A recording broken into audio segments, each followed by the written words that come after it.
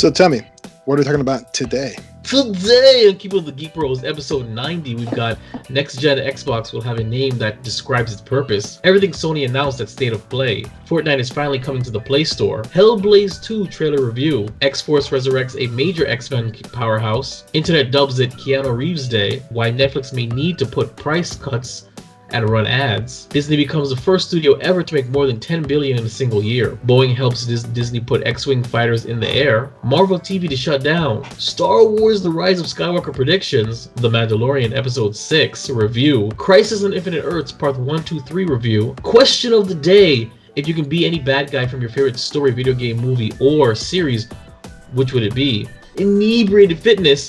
Does the EMS abs trainer and muscle toner work? All this and more in this week's episode of Keepin the Geek Bros, a family podcast, allegedly. Stay tuned.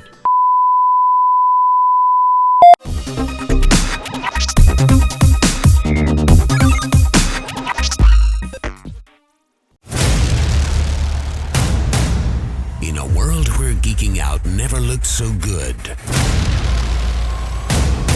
incredibly sexy men will rise for your auditory pleasure.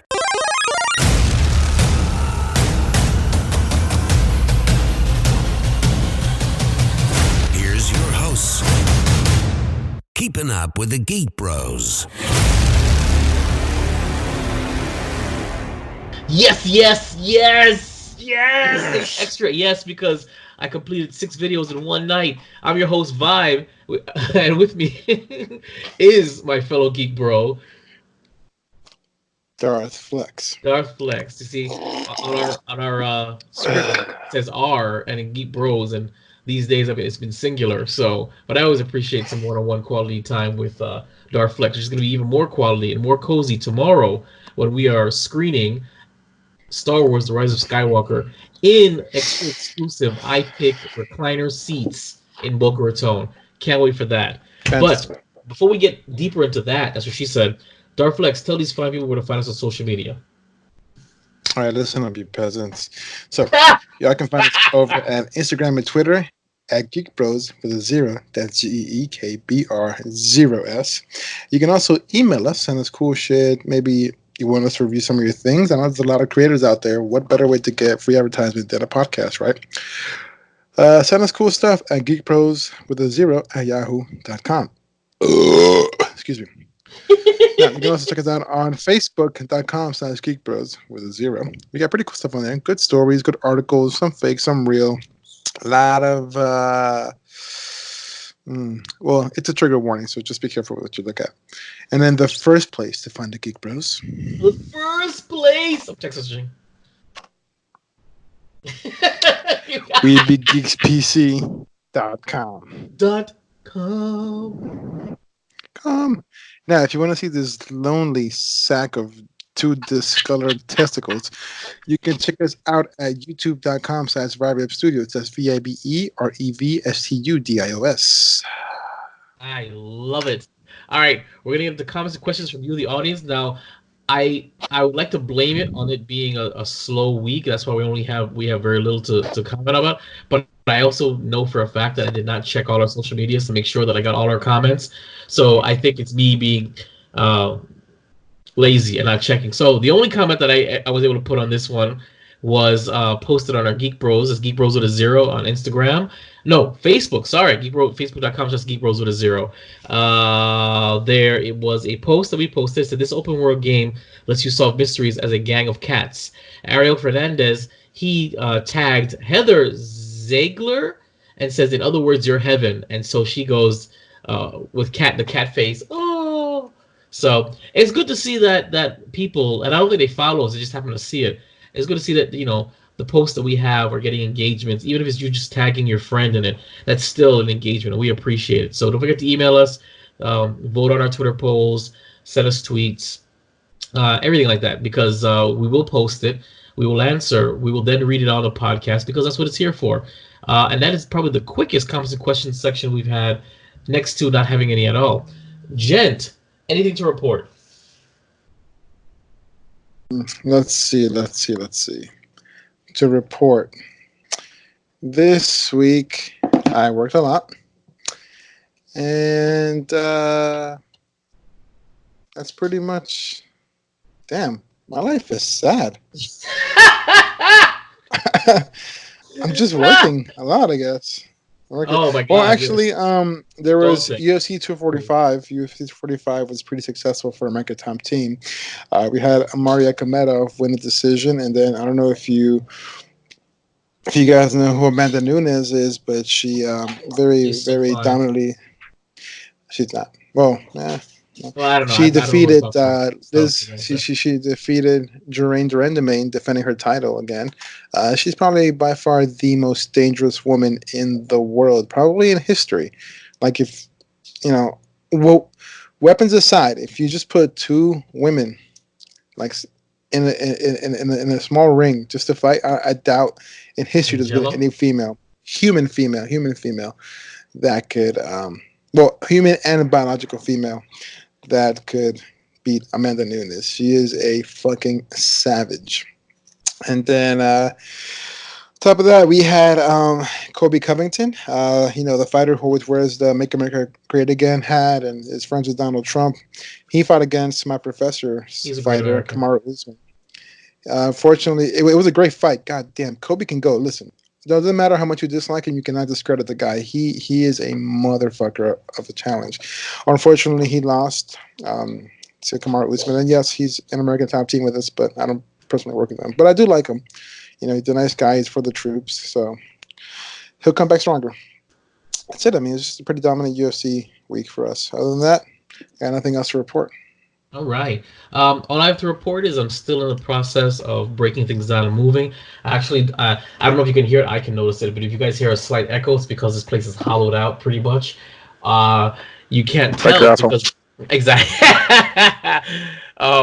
You can't tell because my studio is still untouched. So everything behind me has this is the most populated part of my apartment, basically. Because for those who don't know, my studio has taken up a good chunk of my apartment. It takes up all of the dining area by the door. So it looks like nothing has changed, but I'm telling you right now, everything in front of me is empty, and all I hear is an echo when I talk. So that's pretty much it. It's I'm just letting you guys know that this is actually going to be the last podcast for several weeks. It depends on how long it takes me to rebuild the studio at my new location. It's a bigger location. It's lovely. It's a 2-story home. You can't beat that. I'm still figuring out how and where this studio is going to go and how it's going to be operated, because I also need to be able to host clients and the Geek Bros and film and record. So it's kind of going to be a different set, but it'll be a larger set, more colorful, that is. So that's what she said.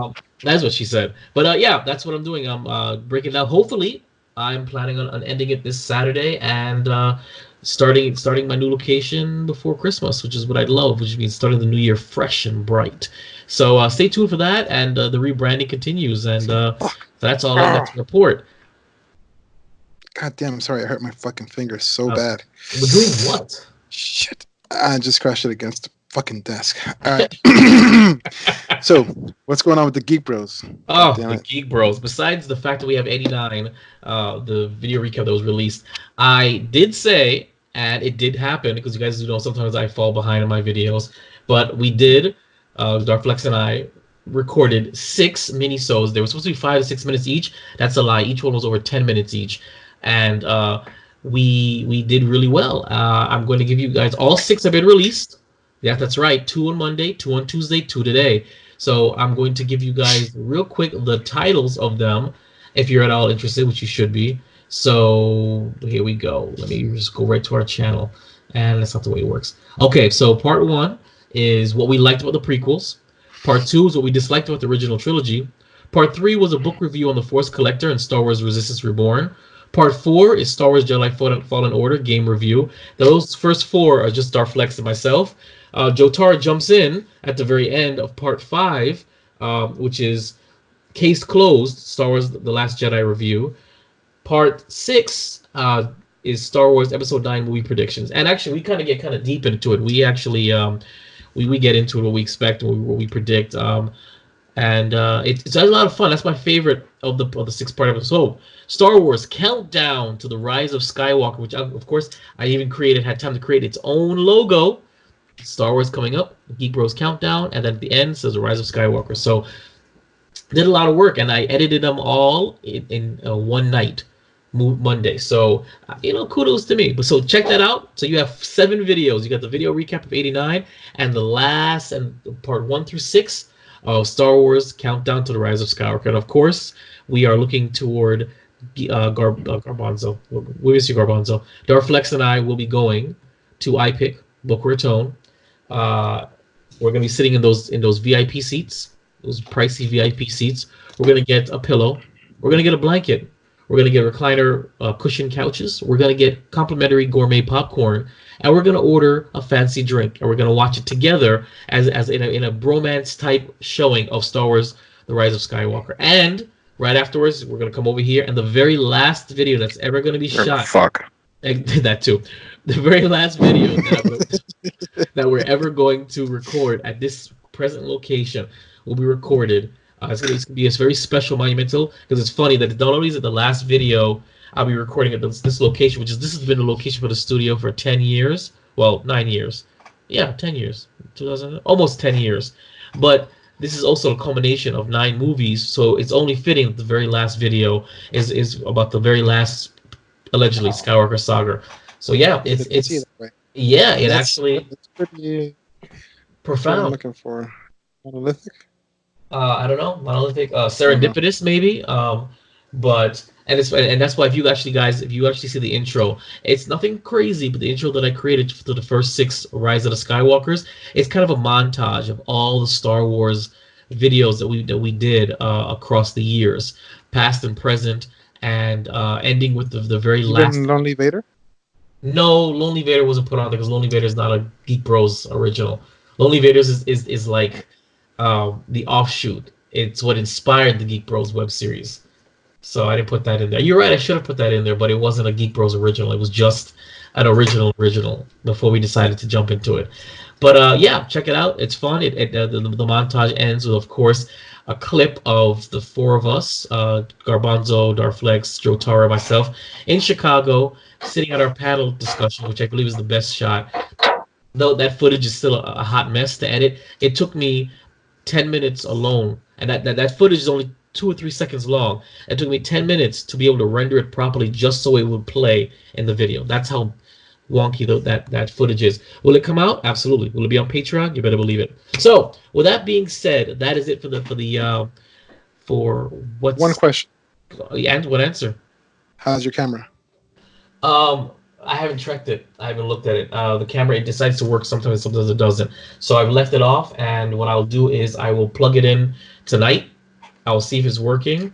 If it doesn't, I will elevate it, leave it there. Hopefully it works. If not, the plan always was to use the webcam here to film our last episode. Just me and you sitting side by side. It works just fine. So I never actually intended on using the camera. But with that being said, the camera will be fixed officially all over again once my warranty re-ups in 2020. Or I'll just buy a new camera. Maybe, because I'll have more disposable income, and it makes me excited. And we'll be back to filming regular episodes, which we did kind of, sort of. But 2020 is going to be the year. New logos, new intro, I'm working on that too. New voiceover, new location, new. We're going to get back to basics. So I appreciate all of you for sticking with us for 2019, because 2019 was a clusterfuck. It was a hot mess for the Geek Bros brand. It took us almost half the year to bounce back, and I think we're stronger for the wise. I don't know. What do you think, Arflex? If you had to reflect on 2019 for the brand, it was interesting, to say the least, I guess. Yeah, it definitely was. Gotta say though, Chicago was the shit. Yes. Even that freak snowstorm that we got ourselves into. Do you remember that one time I was outside on the phone talking and I fell through the porch? I wasn't there for that.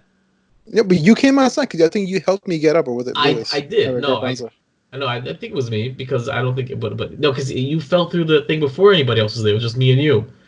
Because I remember I was the one that sent the picture to the Airbnb. Yes, you're right. So yeah, but I didn't see it. I think I was cooking at the time, and by the way, I cooked some awesome meals for these boys, man. It was, I feel like nobody appreciated it as much as I did. I don't know. I don't think so either. You made me feel like a rock star with that. That's the phrase. That was the phrase. And I told my mom this, and I've been telling anybody this. I said that was the phrase when that I've taken to heart. Where I think it was the second time I made the pork chops, and Darflex said out loud, "I'm so glad I have a friend that's a father." That's exactly what he said just before biting into a pork chop, and I laughed so hard about that. So, but yeah, that was just great. Like I'll never forget it. I'm like, guys, I'm cooking. I'm not spending that kind of money. You can't freeze food and bring it. Watch me, and I absolutely pre-seasoned Yes, you did. several nights of dinner. Put those suckers right into my bag, brought it, put it in the freezer, and thawed them overnight, and cooked them every single evening we got back. That's right. All right, so we're gonna move 15 minutes of nothing.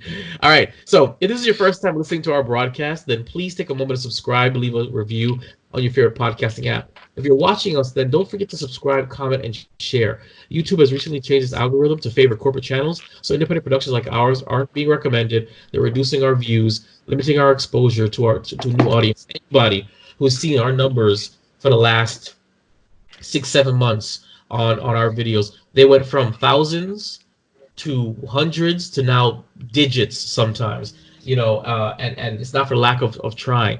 So it really does help. But, without further ado, episode 90 starts now. Time for the Fresh Scent.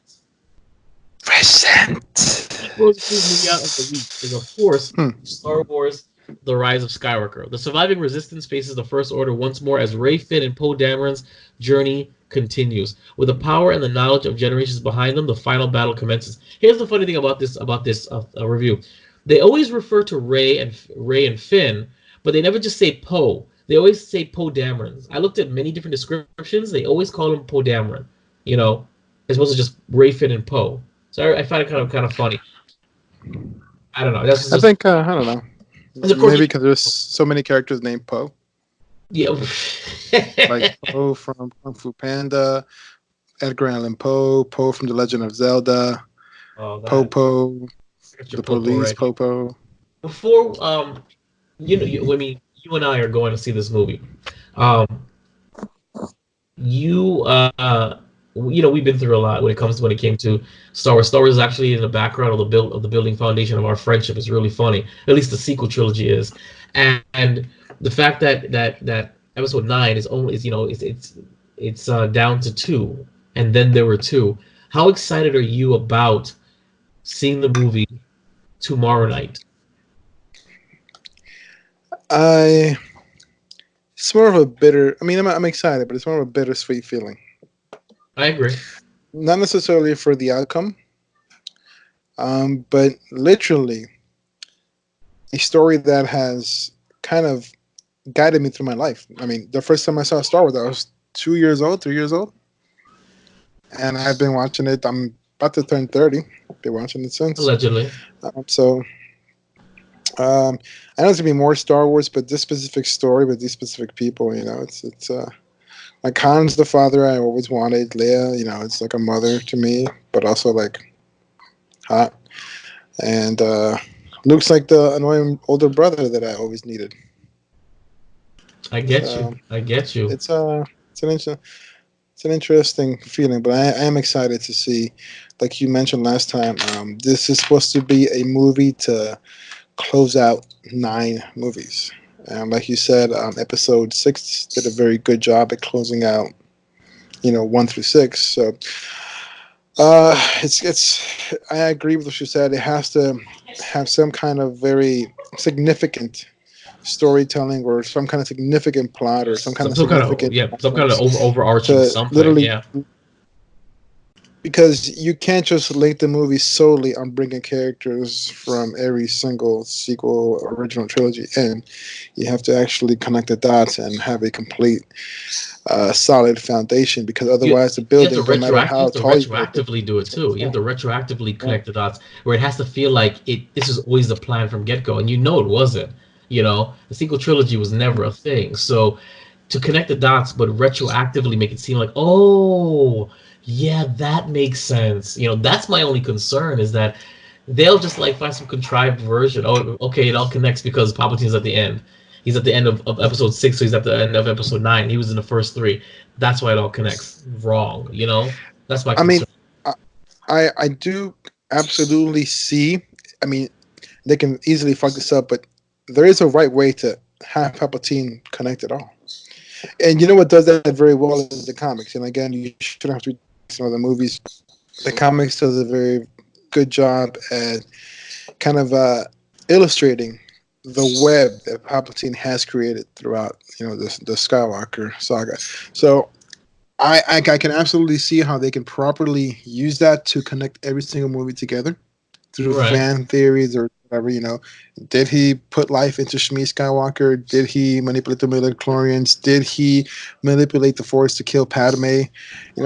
Shit like that. It's absolutely it is the Skywalker saga, but it's more like the Skywalker saga as told by Sheev Palpatine. So they can do it. They can do it. So I mean, tomorrow's the day. Tomorrow's the day that we're gonna see what's up. I already heard they're on Tomato give it bad reviews, but you know what? They gave Dave Chappelle's special a 0%. Mm-hmm. And it was amazing. It is probably the best special that have ever been released in the past decade. Yeah, it's true. It's true. So, well, I mean, to answer my own question, I'm excited, but I'm not excited because of the movie. Like you guys already know, I don't care about where it's going because nothing was left for me. I would like to be pleasantly surprised. I am excited because I am, of course, hanging out with my man Darflex. We're gonna go to iPick. We're gonna see it in style and in comfort. So I'm excited to hang out to get my little bromance on. That's why I am excited. And of course, hoping against hope that I'm going to really enjoy this movie, even if it's something like how I enjoyed the Force Awakens. Even though I know the Force Awakens was a soft reboot. I still enjoyed it. I walked out there happy. I want to walk out saying, okay, I recognize that stuff. I understand those beats, but I enjoyed it. I prefer that than whatever nonsense. So I look forward to it. If you guys are excited about it, shoot us an email or a comment, or actually, by the time you actually listen to this, you probably have watched the movie. Send us an email with your review. I'd love to have several reviews for this movie just to read them off next episode. All right.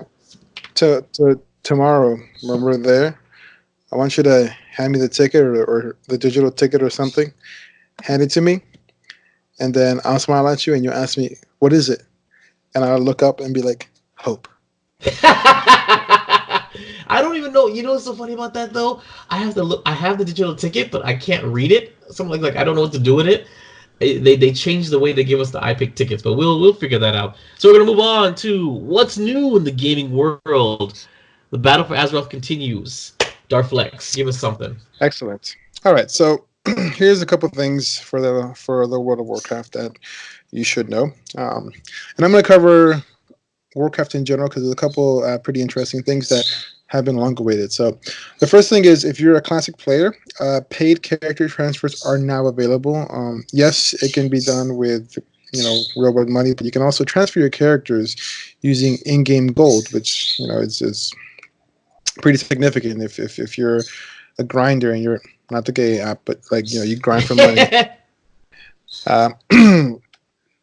World of Warcraft Classic has also released the Warsong Gulch and the Ultrag Valley. Again, PvP.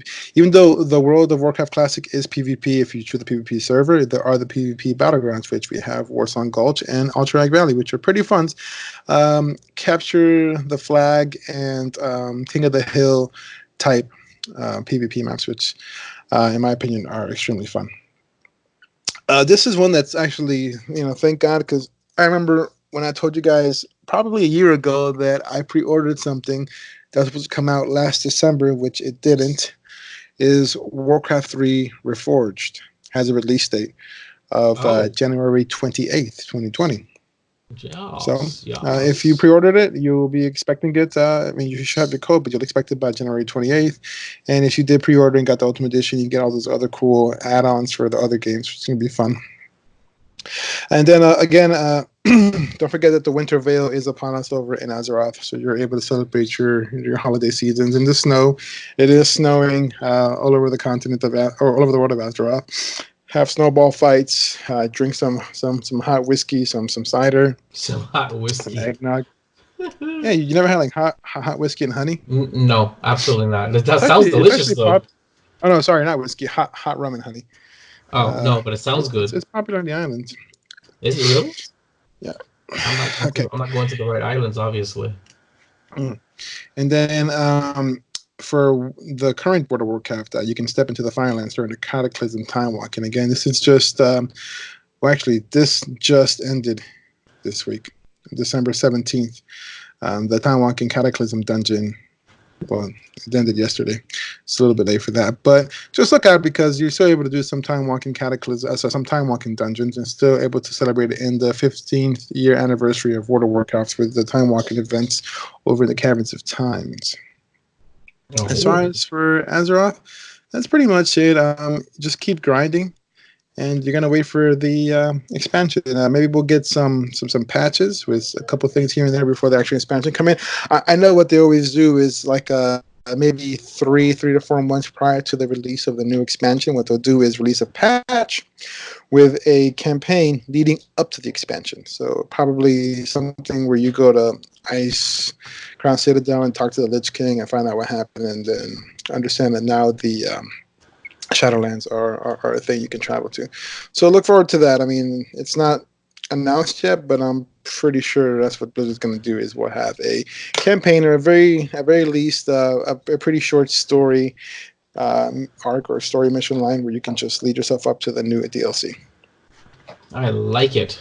So we wrapped. Did you just wrap it? Yes, sir. Dean Kane, sir. No, go ahead. Sorry. No, wait. What was that? I was gonna ask if we're gonna screen share the Hellblade 2 trailer. Did you want to? We can. Oh yeah. Okay, so and it's screen share. Hellblade. Huh? Oh, Hellblade. Are you sure? Because I have the first game. Sure. Oh, it is Hellblade. Yes, my bad. Hellblade. I'll change that in right now. I could have sworn I copied and pasted it. All right, we're gonna move on to the next gen Xbox. Will have a name that describes its purpose. This article comes from IGN.com. Excuse me. I'm getting dry mouth. That's what she said. So it's going to be Xbox 2, Xbox 720? Probably not. Microsoft has confirmed that the next-gen Xbox will once again have a name that is built around its purpose rather than following the PlayStation's numbered system. What's his name? Steve Iver? Sure. I don't know. Steve Iver asked Xbox chief Phil Spencer at XO19 or XO19 if naming the next gen box, currently known as Project Scarlet, has been difficult due to the naming conventions of the previous consoles. He says no, it hasn't. He says compared to the Sony's example of having numbered consoles, i.e. PS1, 2, 3, 4, and 5, naming an Xbox seems to be a bit more difficult. First, there's the Xbox, then the Xbox 360, and after there's Xbox One. Our naming convention has been around what we think the capabilities are. Xbox 360 was about the entertainment experience around the box, and the box being at the center of the entertainment experience. Xbox One, if you remember, our branding early on was always on input, all in one. Those names were really built around the purpose. So he finished up by saying that he feels that each Xbox console is self-contained, so they don't have to feel like they're direct follow-ups, at least not in the naming feature. So what do you think? I mean, they haven't released the name yet, but what do you think about Xbox naming conventions? I thought that just naming it was just, gimmicky. It was just a gimmick kind of thing. But I guess there's method behind the madness. So what do you think about the Xbox naming convention? I mean, I guess it makes sense, right? I guess. Just 1, 2, 3, 4, 5, 6. Well, I mean, I think there's nothing wrong with just like, I say that subtitles for the sake of subtitles is stupid, but because they're just saying now that each time they give it a subheading or semicolon or whatever it is, that there's a point to it. And I actually like that. That is a naming convention is a rhyme to the reason. I only brought up this topic because I have an Xbox that I got for my birthday that I haven't used yet, and you guys play Xbox, so I just figured you'd be interested in knowing that there's a reason why they named the Xbox stuff and junk and so on and so forth. And with that being said, we're going to move on to everything announced at State of Play. This article is from Kotaku.com. So there's going to be a Resident Evil 3 remake that will be coming to PlayStation April 3rd, 2020. Kingdom Hearts 3 DLC expansion is coming with new characters and battles on January 23rd, 2020. I did not know that there was going to be DLC for Kingdom Hearts 3. I might actually need to play the game. I haven't played it, but I'm excited for it. I mean, it's because I want to. I just the time I need to play that kind of game, bro. Yeah, of course. I mean, Untitled Goose Games, Goose Markley and Hunkley Have It are coming to PlayStation 4 on December 17th. Dreams will be available on PlayStation 4 February 14th. Spellbreak, a new battle royale game combining role-playing and magical combat, is stated to close. It's starting a closed beta. They're also featuring a Paper Beast. It's a VR sandbox game where you explore an ecosystem full of strange beasts, coming out the first quarter of 2020. A new Predator game is coming out April 24th, 2020. From Square Enix and Platinum, new footage of Babylon's Fall, an action game that mixes a medieval fantasy setting with a sci-fi feel for its combats. Subliminal, a perspective and physics-based puzzle game where you move through dreamlike scapes, is coming to PS4 at an undisclosed date. And finally, Sucker Punch: Ghost of Tsushima will have a more complete trailer at the Game Awards. So there you go. That's everything that was announced at Sony's State of Play. Other than the fact that there's a Kingdom Hearts expansion, nothing else really seems to get me all that interested. Anything else here that's tickled your fancy? For me, it's going to be Predators. Okay. And Babylon Fall. Will you know anything about that? No, but I'm really into those kind of like fantasy sci-fi fusion games. Just kind of, and it's an action game, so honestly I want to try that Goose game, but like not sober. That'd be great, because of course you guys know that we have a segment coming out called Indie Reviews, which is the brainchild of Darth Flex, should be a Patreon exclusive. I think inebriated games would be fun too, like an offshoot, getting drunk and playing games with each other. That would probably. I mean, we could review anything. So we should review Two Girls, One Cup. I can't do it. You have to either get me super high or super chill, because I only saw that one time and I threw up on my keyboard of my laptop. It was this is when Dell was the shit. Okay, it was a Dell laptop, and sometimes with Dell, you customize the way your keyboard looks. You can customize the way your dash looks. You can customize the way the faceplate looks. And I was given that link. I was told, and after it got too far, I threw up all over my laptop. That's how upset I was, and I was pissed. So let's take Special K and watch it. Okay, yeah, we'll do that then. We'll do that. So do you know what Special K is? Nope, but it sounds delicious. Oh yeah, sounds delicious. All right, we're gonna move on to Fortnite is finally coming to the Play Store, and its Epic creator wants to break how Google taxes apps in the process. This article comes from yahoo.com/news. The creators behind Fortnite are asking Google to allow the game on the Google Play App Store, while simultaneously calling the company monopolistic for exacting a tax on in-game purchases. As first reported by Google 9 to 5, the Fortnite creator Epic Games is planning to submit the game to Google Play, where it's been absent since the launch on Android in August 2018. Android players have previously had to download the game directly from Epic's site, a technique known as side loading. This was done explicitly to circumvent Google's 30% tax, which the CEO Tim Sweeney previously told Business Insider was disproportionate to the cost of the service these stores perform.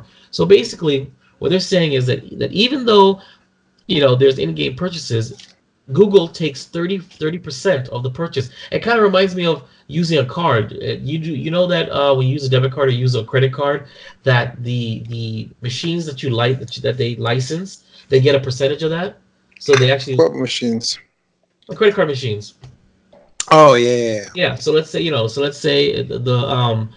it's $5. They actually might get $5.50. No, sorry, they might get $4.50 because 50% goes to a fee each time you use the card machine, which is why some gas stations charge you more for gas if you're using a card than if you're using cash. I've noticed that some of the smaller chains, it'll say a cash price, card price, cash price, card price. So it's the same concept. There is 30% tax on in-game purchases. and that's why Fortnite really hasn't been on Android since 2018. What do you think about that? It's a smart business model. I guess. I mean, if you're gonna Also, Fortnite's gay as fuck. listen, you know what? I won't even lie. My son was playing Fortnite. He was playing as a stormtrooper, and he got the he was playing as Trader. He had the Trader. I wish I could do that. I just there we go. You can see it from here. I can see it. I can see everything. Yeah. Oh, it's a good camera. So but how do you do that? I just flex my chest muscles. I don't have any chest muscles left. Anyway, so that's unfortunate. That's why I'm single. So but yeah, before I sat down and I was just talking to him, and I got suckered into watching. I sat there for 20 minutes and watched him play. It was kind of fun to watch. I could see why people do let's plays on it, because it is actually fun to watch.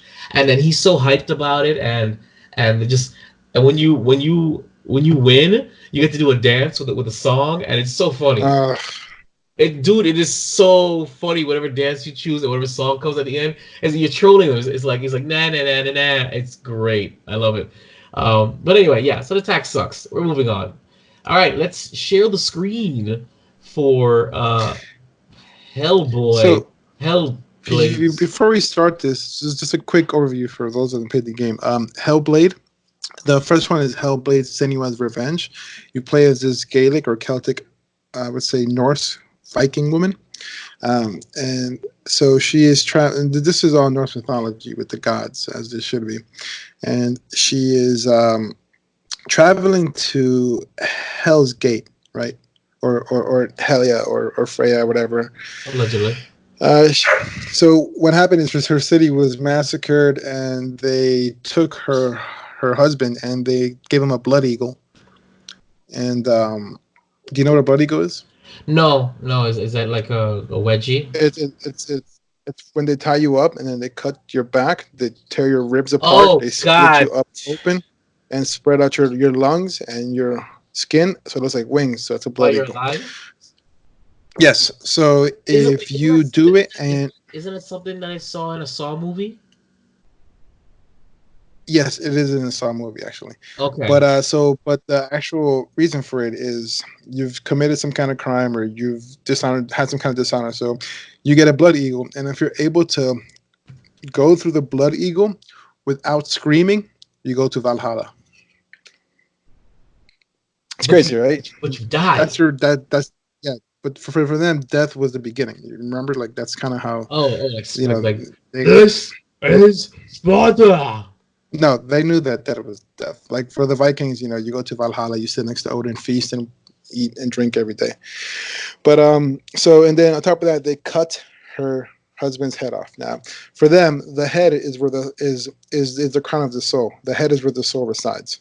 Okay. And they took his soul. So she travels through these mythical lands of just death. Pretty much she's going to hell or Hades or whatever, and hell's there. And she has to defeat all these, demigods and gods and demons to bring her husband's head back to his soul. And the game's fucking creepy. You're supposed to play with headphones because it's designed so you can hear voices. So as you're playing, you hear like little whispers in one ear, whispering in the other ear, and like all these weird noises. And it is beautifully done. The whole game is mocap, by the way, which is pretty fucking good. It's really deep into the lore, and it looks so beautiful. I mean, it's not that hard to play, but the mechanics, once you get it down, are easy, but they're hard at first. And there's somewhat of a permadeath thing going on. Okay. But not really. You have to play the game. But so this next game, I don't know if it picks up after that or before that, but it's called Hellblade 2: Senua's Saga. So we can go ahead and play it. Okay. All right. So I'm going to bring it back up. I'm going to share. By the way, I never play a female character, but this is by far one of the most games I've ever enjoyed in my life, and it's a female character. She's so badass. So that's a glowing. Hold on. Unplug this. And what is mini player? No, I don't want the mini player. I want the max player. Play this dick. Why I want to go max? Oh, there it is. All right, and we're off.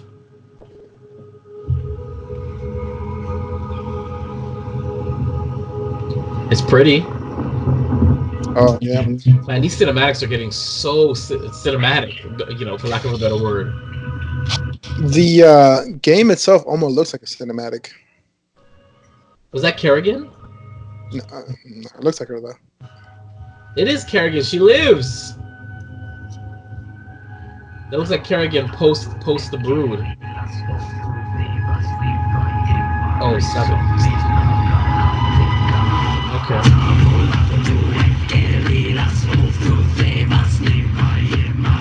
Is this live action? That's mocap. It's not live action.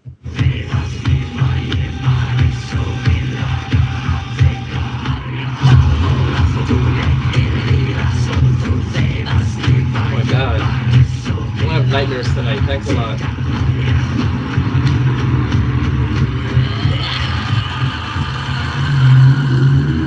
She looks like Charlize Theron.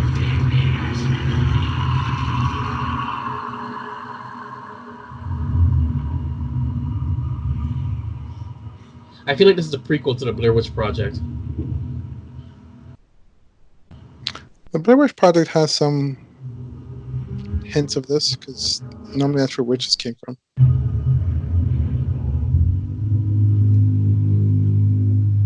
I mean, I didn't see any gameplay, but that was a very cinematic trailer, I have to say. The gameplay is very similar to the cinematics, actually, which is pretty crazy. That is crazy. Unshare, stop sharing. All right, so, I mean, I don't really know what to expect. What is the gameplay like? Because I don't. That didn't tell me anything. So tell the audience, like, what is the gameplay? What kind of game does it resemble? Is this like StarCraft? Like, I don't know. Like, what kind of game? It's a little similar to Jedi Fallen Order with less acrobatics. The controls are not as sticky. The fighting's a lot easier. The parrying is significantly easier. It's a lot more realistic as far as the environment is concerned, and let's see. It's a significantly long game too, and there's a lot of storytelling within the story. Like, you can go find runes that tell you stories within the story. It's and the game itself, like I told you, you have to play with headphones. It's designed to fuck with you. Like, hearing little voices in one headphone ear and then the other, and then it's like you have to listen to the game to know what's going on, because somebody could be behind you, or maybe this little whisper might have told you a hint or shit like that. Really? But like I said, the game is very, very cinematic. And I think because it's not as complicated, because it's just so basic, they're able to focus much more on the quality of the visual of the game, without having to focus on so many crazy mechanics. Because, I mean, come on, like, you can't imagine somebody doing a bunch of like hurdles and flips in the air when they're fighting. It's just a simple walk forward, run, roll, fight kind of game. Okay. And I enjoy it. Like I said, I normally don't play games with female protagonists, but I really, really enjoyed Senua's Revenge, the first one. Mm-hmm. It's a very interesting game. It's free. So if you don't like playing female protagonists, then what got your interest peaked to even try it then? Like my minor, I would say, because my minor was mythology, heavily Norse mythology, and this game, like, when I first saw the cinematic, I'm like, wow, this looks legit, and it didn't disappoint. Like, everything is on point and accurate. And the voice acting is really good, man. And just like I said, the mocap is just very good as well too. The game just feels like you're in there, man. It feels real. Not disappointed at all. And it's pretty cool because you have a camera mode, so you can like pause the game and just like float around like the current environment. So you can like look up her pants or whatever. You can look at dead bodies. You can look at like body parts and boobs and stuff, because like you're like a little camera just flying and looking at stuff. It'd be cool. I like it. All right. Well, I mean, so do you intend to get the game, or? Absolutely, because I mean, it comes with Game Pass. Okay. So yeah. All right. Well, cool. Anybody else who's interested in it, you should definitely reach out to Flex. He will absolutely turn you on to it. I will not play it, not because I don't want to play it, but because I have barely even touched Jedi Fallen Order. Don't even get started on Kingdom Hearts 3, so I cannot add any more video games to my repertoire because I can't play them. So, with that being said, we are going to move forward to our next topic. I just got to scroll back up because you know me, I'm doing other things while I talk. I multitask on this podcast because it makes things smoother. We're gonna move on to inebriated fitness. Yay, more time to text. Darflex is an exercise physiologist with a BS in exercise and sports science. He is a certified CS. Did I say this right? This is the first time I screwed this up. He's a certified CSCS strength conditioning coach and a CISSN sports nutritionist, sports injury specialist, and currently an MMA weight cut specialist and nutritionist. Now, I brought this topic up because I saw it and I think it's a crock of shit. Does an EMS, which is an electronic muscle stimulator, work? This ab toning is done via a complete workout of the abdominal muscles using EMS technology, electrical muscle stimulation, which is actually scientifically proven to strengthen and tone abdominal muscles. And I have the little screenshot there. So I sent you the link. You are a professional and you call it like it is. Do EMS machines work when it comes to stimulating any part of the muscles, and what is the point of it? They do work, but not for what people think they work. This is more for rehab than anything. Okay. See, the thing is, they have a very, very good marketing plan. What do? They get a ripped chick or a ripped dude, and they throw it on a large part of their body that has a large part of muscle, and you see that muscle flex in and out. Right. But I mean, they didn't get that big using that. That's what I'm saying. The impression it's giving me is you put it on a fat person, and eventually No. That's what it's telling me. Like, for example, I hurt my shoulder. I strained it on Sunday. I would probably strap on some EMS pads on my shoulder to help it recover, stimulate, get the muscle tissue going, and break up some of that scar tissue. A lot of people, when they have back issues, tight backs, they use this. Now, you could use it as a supplement, right? Let's say you worked out abs, and now you're at home and you're going to be at the computer for a little bit and you want to just put it on. It will make a huge difference, but I guess it's the concept of slow progress is better than no progress. But I mean, you're not going to get 6-pack abs from it. It's not. It's just a supplement to your already hard work. If you're using it for that purpose, because the sole purpose of this is going to be rehabilitation and recovery. Okay. So then why is it marketed as for weight loss or weight toning or something? I'm going to bring it up because I know what I was looking at, and I was like, I want to get this, but I'm like, I've got a professional that's a friend. He'll tell me whether this is worthwhile or not, and it didn't seem worthwhile. And you said it did work, which I found. I was like, yay! Then you're like, well, not for what you think, and I'm like, no. That's literally was my reaction. Flex goes, it works. I was like, yes. He goes, but not for you. What do you think? I was like, oh. So that kind of brought me down. Let me see if I can bring this up on Facebook. That's where I found it. Let's see. Yeah. Oh, hold on.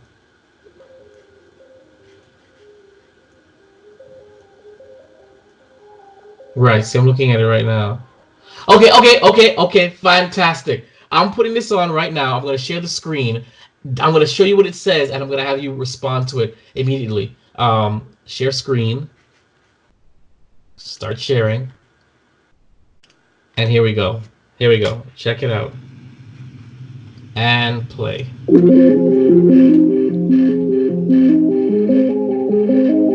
Comes in 30-day money-back guarantee. Helps you burn stubborn fat.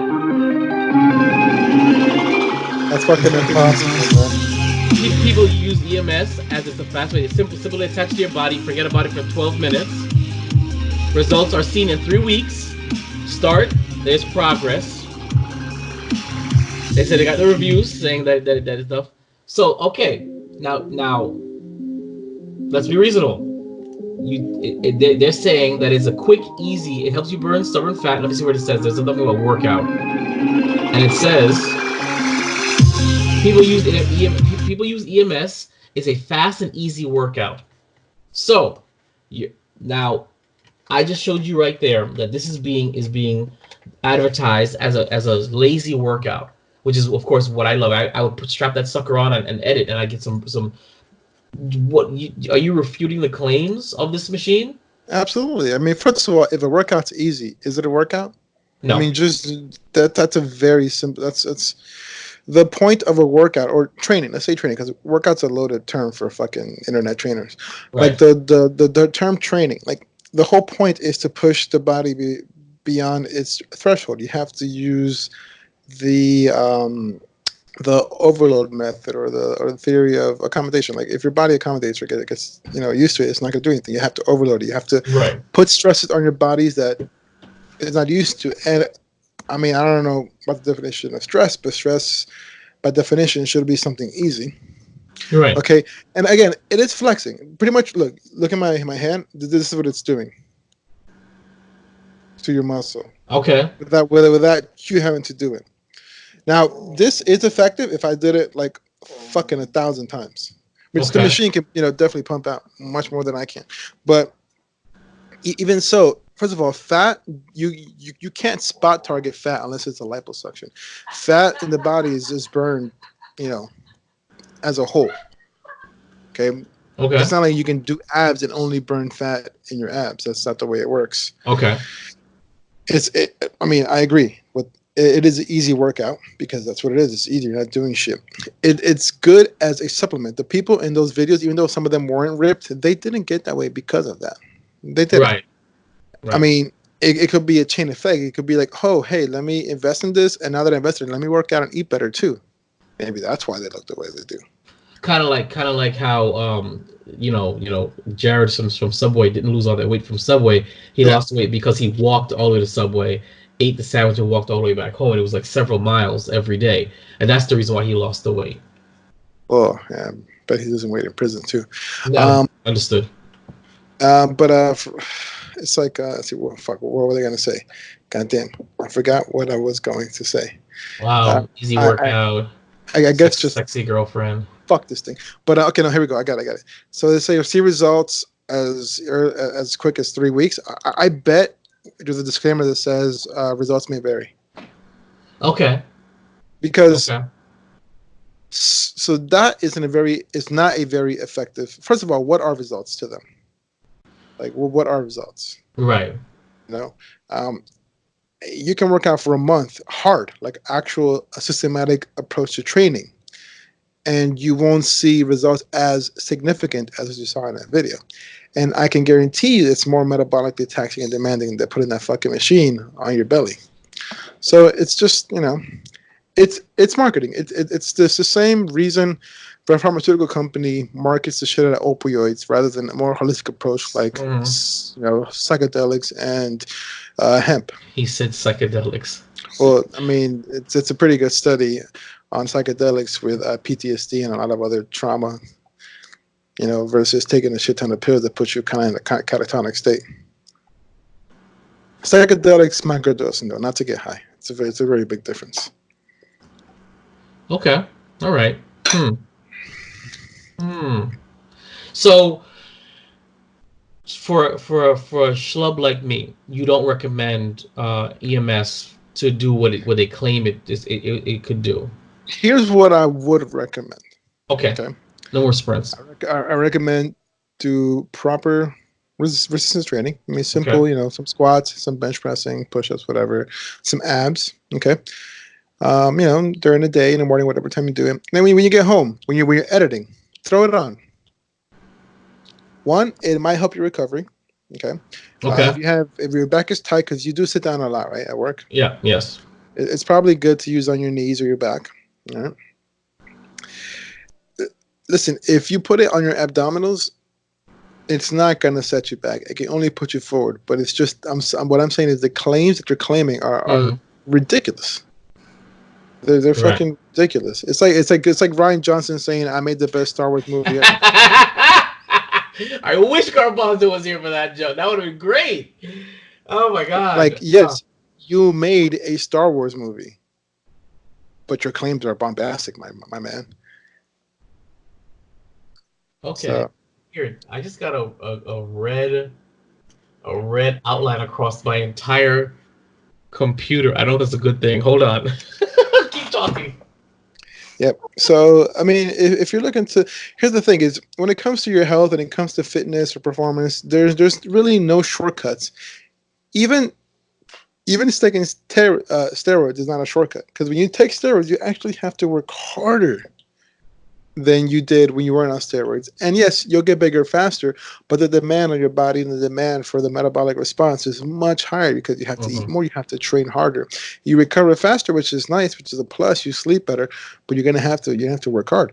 There's no shortcuts. That's the problem with people, is when you start looking for shortcuts, you already defeated yourself, because you're already telling yourself, oh, I can't do it, I need somebody to do it for me. So unless you can sit there and look at yourself in the mirror and say, I can do this for myself, I can be better, you're never going to actually get anywhere, man. Once you defeat the enemy within, then the enemy outside can do you no harm. And I'm going to stop you right there. That was actually the best way to end this. All right. Thank you, sir. If you want more fitness and nutrition tips, or would like to see some sweet UFC posts, then follow my man here on Instagram. That's Darth_Flex, DARTH_FLEXX. We're moving on to reading is fundamental. Okay. X-Force resurrects a major X-Men powerhouse. This article comes from CBR.com, where Professor X's death would have been a cause for a mass mourning a few years ago. It's just another problem to be solved by the age of Krakoa. Although Beast and Jean Grey have some concerns about their ability to use Cerebro to restore Xavier's mind, the X-Men are successfully able to revive Xavier in X-Force 3. So I didn't even know Xavier died in the comics. That shows you how much comics I do actually watch or listen to or read or any of that stuff.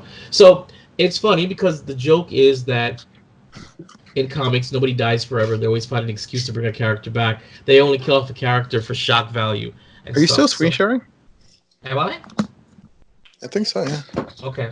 Stop screen sharing. Well, good. You guys get to see the video, and I'm sorry, the screen, and you guys get to see what our outline looks like. But yeah, so Xavier's back again, allegedly, thanks to Krakoa. Do you care? Do you even read any comics? We're not really comic, but not X-Men. Okay, X-Force. This is X-Force. I don't really read any. I read some Deadpool. I read some Punisher. I mostly just read Star Wars comics. Really, honestly. That's what it was. The red outline on my computer was warning me that the screen was overheating. And now that I turned on the AC, it's gone, and the AC vent actually blows directly on my computer, so it falls right through, so it sucks up the cold air, and we're back to normal again. That was a good warning. I didn't know that my computer does that. I've never seen that before. Fantastic. That is cool. It had a red border, and I was like, what does that mean? I've never seen that before. But anyway, so moving on, we're going to move on to The Mandalorian, Episode 6, The Prisoner. The Mandalorian joins a crew of mercenaries on a dangerous mission. Now, of course, as we're discussing this now, Episode 7 came out in advance of Star Wars The Rise of Skywalker. I haven't seen it yet because I'm a father, and I watch it with my son on Sundays when he comes home, so I haven't seen that yet. So we're only going to discuss Episode 6, The Prisoner. So, basically, the Mandalorian accepts a job from an old constituent, and he goes with a crew of ne'er-do-wells and scumbags to go and attack a New Republic prisoner ship to rescue another ne'er-do-well and scumbag. And he actually has a pass with this one because he actually left this person to get caught.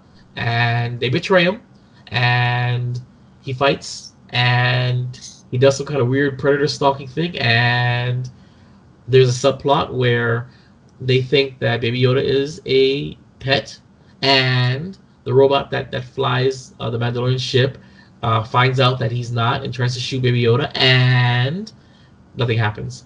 But cool episode. Flex, what did you think about Episode 6, The Mandalorian? Episode 6, The Prisoner. Episode 6 of The Mandalorian, The Prisoner. I want to start with saying that, what's the Twi'lek girl's name? Cyan? Yes. She was fucking annoying. You know, I heard reviews saying that she overacted. Yeah, she overdid it. She did. No, she overacted, but like not for a Twi'lek. First of all, where's your French accent? Second of all, are you like a fucking vampire or something? You're right. What's with the hissing and the Transylvanian screaming and like, bitch, This is the first time in Star Wars history I've ever seen a Twi'lek act this way.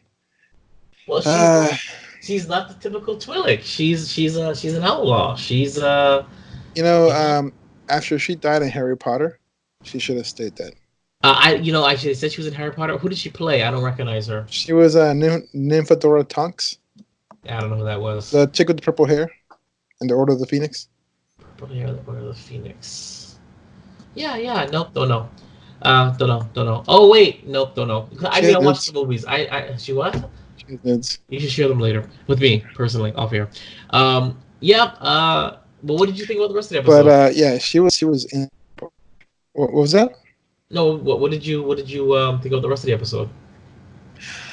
I liked it. It was a pretty good. I guess I don't want to say Ocean's 11-esque, but more like I the was Western gonna say way. heist. Yeah, kind of like like a ridiculous 6 or whatever kind of movie. But I liked Bill Burr's character.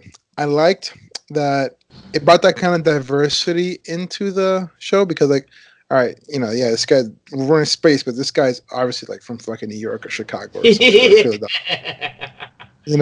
He's like, when he made that joke about him missing, he's like, I'm not a stormtrooper, wise ass. And I liked it when he's like, why don't you take off the mask? What are you, a gun under there? Like, that was funny to me. And then he did a Gungan accent. Like, you said I want to see the. Oh man, that had me cracking up. No, I liked it. I liked when the episode for me was was okay. I was cool with it. It was different. It was obviously a filler episode, but it was still different. And that's a side story. But I didn't get into it until he started stalking the crew members. That shit was awesome. I was like, okay, now I'm on board. He's cool. I like this. I like this a lot. And of course, you can't help but like grin a little bit when he gave the tracker and 3 X-wings come out of hyperspace, blasting that thing. You know that was Dave Filoni, right? Yeah, Dave Filoni. Well, that was 3 of the directors of the Mandalorian. Yes. That was so gangster. Hearing those X-Foes lock into tech position, just man, dude. I was like, what? That was hot. Like I was out. That the ending of the episode really got me, and I liked it a lot. I'm actually really, I am jonesing for episode 7. I really want to watch it, and I just want to kind of like lie to my kid and say, "Oh, I didn't watch it," and watch it again with him. But he knows.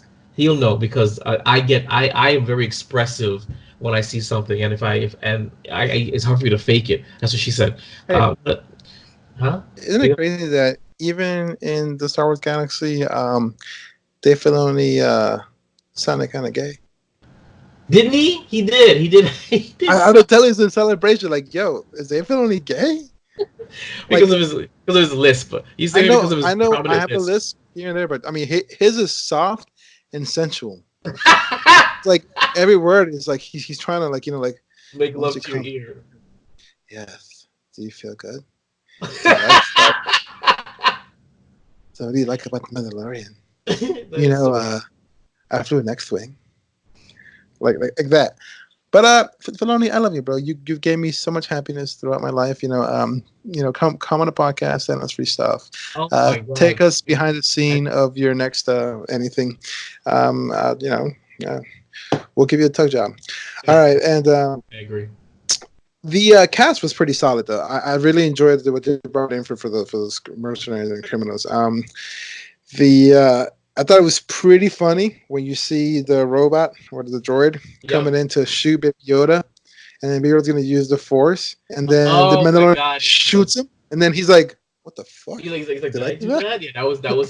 That was cute. That's pretty cute. Baby Yoda. Him sneaking around was pretty cute. No, yeah, Baby Yoda's like ninja stealth thing. Like you could I'm thinking for myself in the future, I'm gonna rip all the episodes and all the weird stalkery stuff that Baby Yoda does. I'm gonna edit it into like a horror movie trailer, because some of the stuff that he does, you see that in horror movies. You'll turn around, nobody's there. You turn back around, boom, there he is. So he's a creepy little fuck. So, but I'm thrilled to death. I'm so consistently happy with the Mandalorian. Fan service aside, it's a good show. It's obvious they put a lot of love and care into it, and again, it's the only reason why that I believe Star Wars is on life support is because of this show, and I can't wait to see what they do with when they bring Clone Wars and Obi-Wan series. Did you see the meme I put on the Facebook page? It's like the Mandalorian riding a tricycle, and it's on the back it's hitched like a whole trailer, and it says Disney Plus. It's like struggling to keep pulling on. But no, I didn't see that. I feel like these past couple episodes are setting the show up for season 2. Like, yeah, pretty heavy. World building. I don't think we'll see anything this season anymore from the characters from Tatooine. No, and I don't think we'll see these mercenaries that he let live. You haven't seen it, but he let live this season. No, of course not. I don't think we're gonna see it. I mean, we got. I don't think we're gonna see Cara Dune again this season either. I don't feel like it. I feel like they introduced her character and they're gonna bring her back next season. I think we might see her in the last episode. You think because in the trailer we saw her, if I'm not mistaken, shooting an arc gun at Really? At Moff Gideon, I think.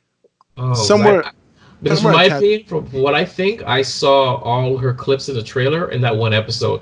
I don't expect to see her again. I really don't. But I would love to. That'd be great. But yeah, so we can't wait. It's exciting. There's only one more episode left. After today, yeah. After today, so yeah, we're gonna keep going. All right, if you're loving The Mandalorian, please email us or comment on us. You know what? Do something.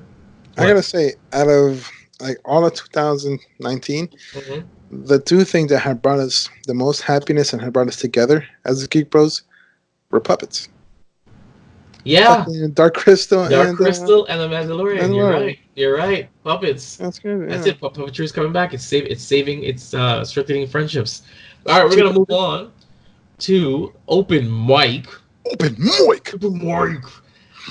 Keanu Reeves, John Wick 4, and Matrix 4 to be released on the same day, and the internet dubs it Keanu Reeves Day. So I think that is not going to stick. There's no way they're going to have Matrix 4 and John Wick 4 released on the same day. That's going to be released. Both of them are planned to be released on May 21st, 2021.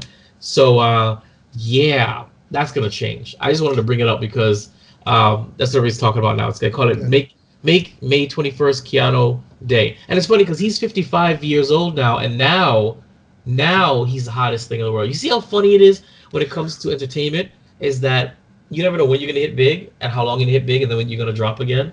So well, it's not that, he's always been very successful. It's just he's a very, very reserved person. Right. Like, he's not like everybody else.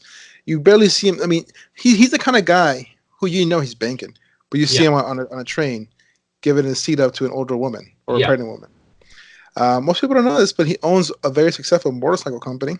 Oh. And he gives all his cast motorcycles. Oh. He donates to various animal charities. I mean, look at John Wick. Yeah. He donates to many children. He helps a lot of people in distress.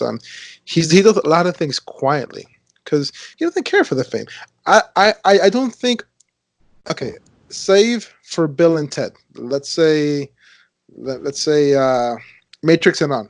I don't think he's gotten dropped off or not been any bigger because he's done a shit ton of movies after The Matrix. No, he has, but he's only been so high profile ever since John Wick. He wasn't as high profile after The Matrix or Speed. I mean, I think John because Wick was it's a movie that everybody really wanted to see, dogs and shooting people. I don't think it's so much him; it's just a concept. But I mean, he's always had that success. But I guess in the media, he hasn't been that big. And I gotta say, I like John Wick. I like those movies. I've never gone to the theater to see them. I only either buy them or watch them on Netflix or something or Prime. But man, The Matrix 4, I am really, really, really like that. That tickles my fancy. I'm really interested to see what's going to happen there. I think for me, every Matrix movie has been a very, very good, solid movie. I don't think any of them beat the first one. That's probably the best one for me. Yeah. But really good movies, and I'm interested to see because it's not going to be the Wachowski brothers, right? Doing this movie. What, doing 4? One of them is one of the Wachowskis. Okay. The other one isn't doing it. Well, they're not brothers anymore, by the way. They are gender fluid. You serious? Yeah, they're not. They both had gender reassignment, and now I think they're both considered gender fluid. They were Wachowski siblings now. They're not brothers anymore. They're not. You didn't know that? No. Now it's Lana and Lena. Wachowski now. Please tell me you're Something like fucking with me, bro. You're that. fucking with Dude, me. Google it. I'm dead serious. The Okay, Wachowskis. after this, I'm gonna Google it because now I am legitimately scared for Matrix 4. Yeah, the Wachowskis aren't they don't identify as men anymore. Both of them had the surgery. I feel like they're gonna Ghostbusters this movie. Oh, I mean they have. Fuck. I mean I don't know where you can go after 3 because the Matrix unless they're gonna retcon the Matrix Online. Matrix Online continued the story and I mean, the video game? Yeah. So Oh. if they're gonna retcon that because that was canon. I don't know where else you're gonna go with the story. With the story, it isn't the ending them realizing that it always repeats itself. The system resets. Well, yeah, but that was the whole thing that the Oracle was doing. She set things in motion to stop the cycle one way or another. Either everything will be destroyed or everything will be saved. So she set a plan in motion to stop the cycle, and then the cycle was stopped at the sacrifice of Neo at destruction of Agent Smith, and that was peace for however long it can last. That's pretty much what it was.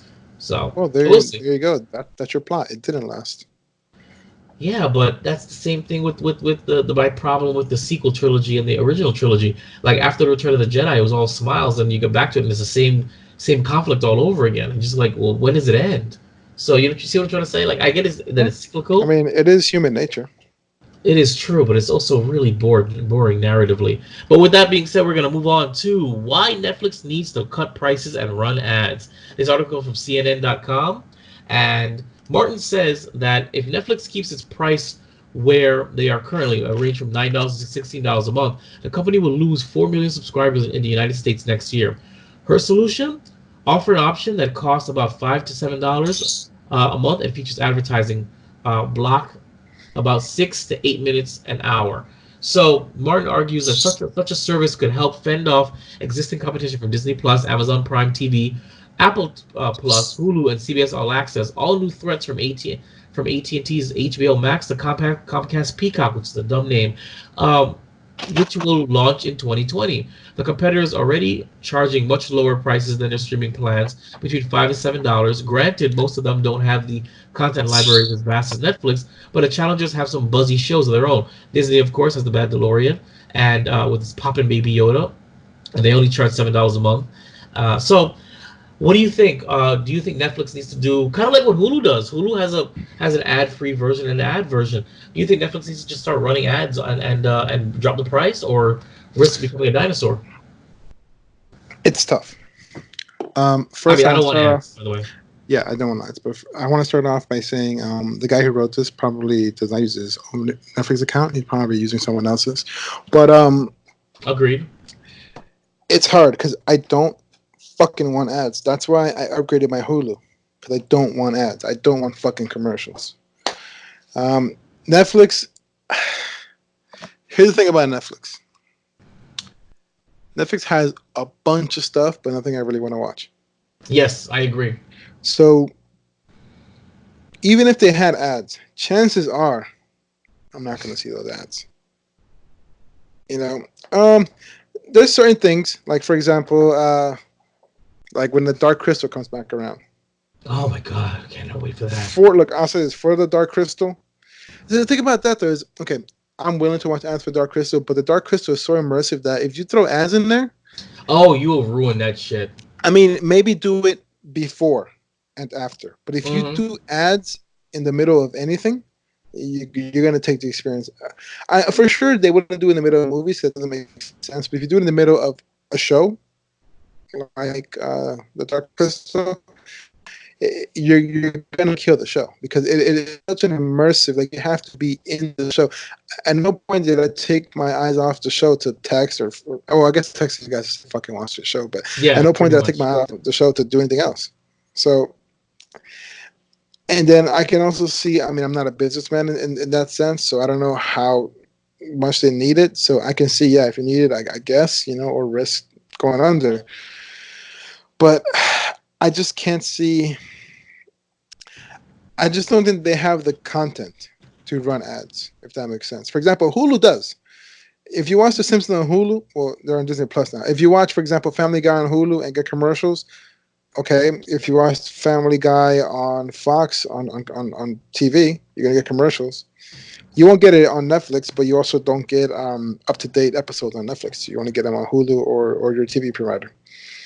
So it depends. I would say I don't want it, but also if they did it, I don't think Netflix has the content to support ads because it's people normally go there for watch movies or immersive series like The Dark Crystal, you know. So it's hard. And if they do it, the only way I can see them doing it is doing it before and or after whatever it was you were watching.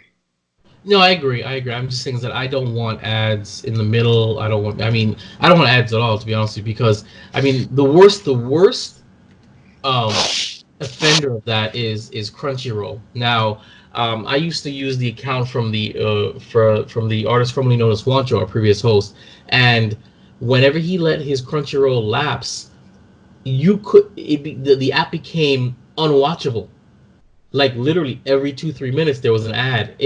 You got like several ads, like it felt like 6-7 minutes of ads in every 20 minutes of episode. It would just cut to an ad. It would be several ads, and I would lose my mind. I was just like, this you cannot use Crunchyroll, the free app. You can't, because it becomes unwatchable without it. So, and it's stuff like that. I'm afraid that Netflix would do that. Netflix would make it so unbearable that either you have to cancel the subscription or you're like, dude, I can't do this. I need the ad-free version. Kind of like Hulu. Kind of Hulu's not that bad anymore. Hulu used to suck back in the day when it came to ads, but they've gotten better with it, especially with the movies now. Now they play it in the beginning and I think the end. They don't play it in the middle of movies anymore, and they're pretty decent right now with.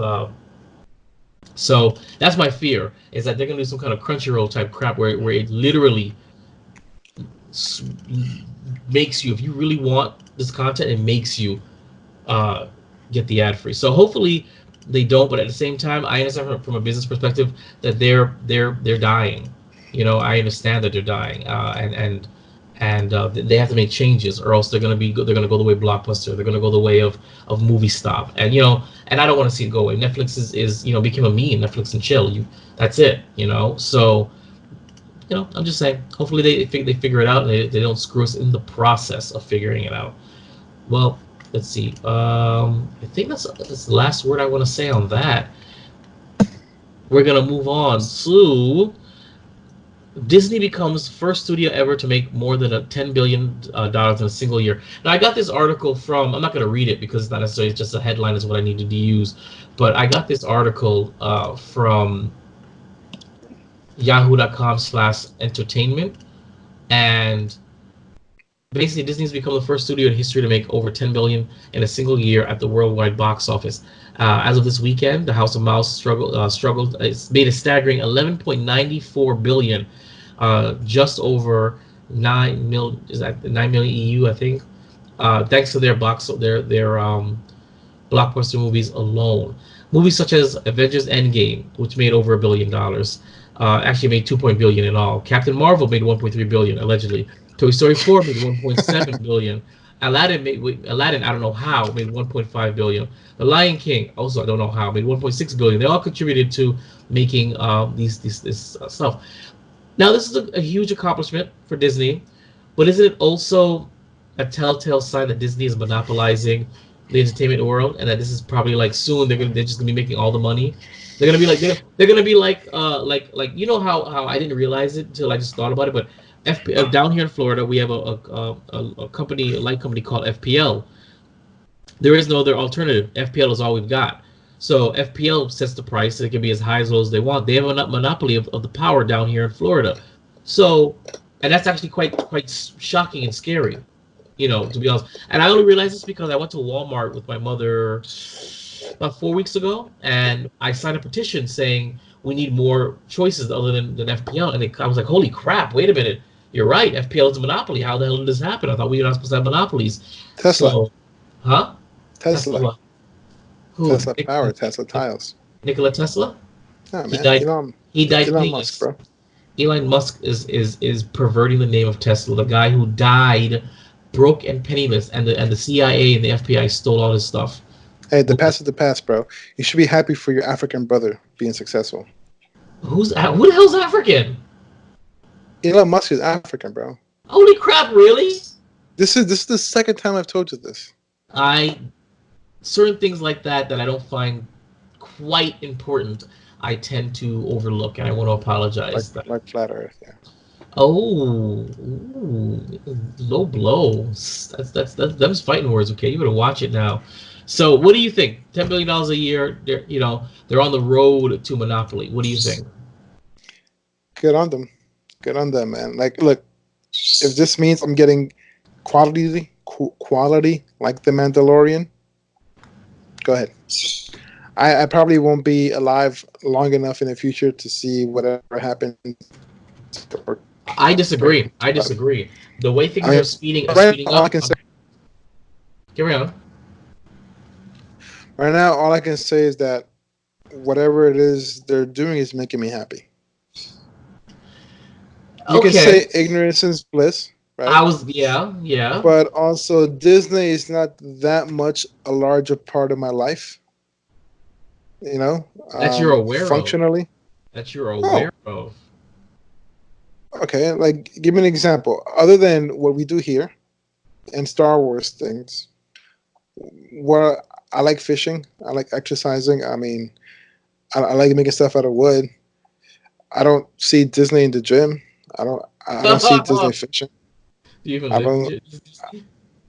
I don't see fucking Disney shooting, rounds down range with me, killing fucking Taliban back in the day. Now ISIS, But I mean, like, if I was someone like Garbanzo or someone like his wife, yeah, that seems to be a shout out to the artist Pink Jess. Pink Jess changed her name to something else.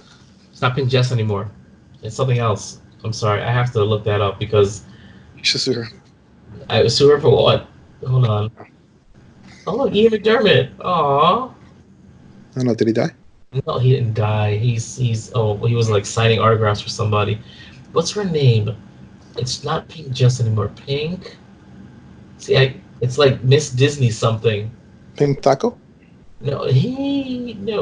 It's Miss Disney something.